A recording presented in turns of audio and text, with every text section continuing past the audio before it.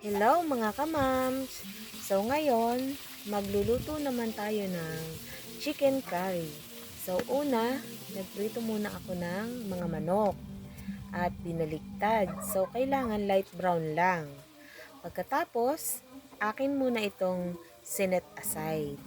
So nilagay ko muna sa isang lalagyan. Pagkatapos niyan, nagprito na rin ako ng patatas at saka carrots. At akin ding isinet aside. Tapos, magigisa naman tayo ng bawang at sibuyas. So, lahat naman tayo maalam ng magisa. Atin muna siyang ika-caramelize. Pagkatapos, inilagay ko naman yung gata. Yan nga pala ay una at ikalawang gata, pinagsama ko na. Para naman medyo may sabaw ng kaunti.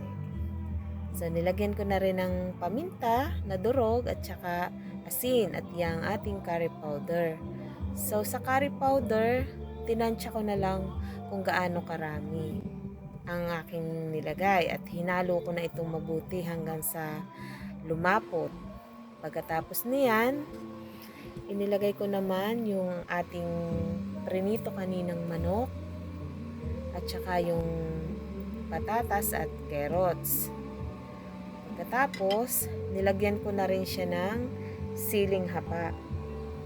Yung siling haba na iyan ay maanghang kasi kasamahan niya nung inilagay ko dun sa papaitan.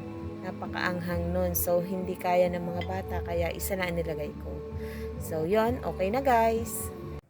So guys, alam kong matatakam na naman kayo sa aking niluto. Ito nga pala ang aking version ng chicken curry. So, kain tayo guys!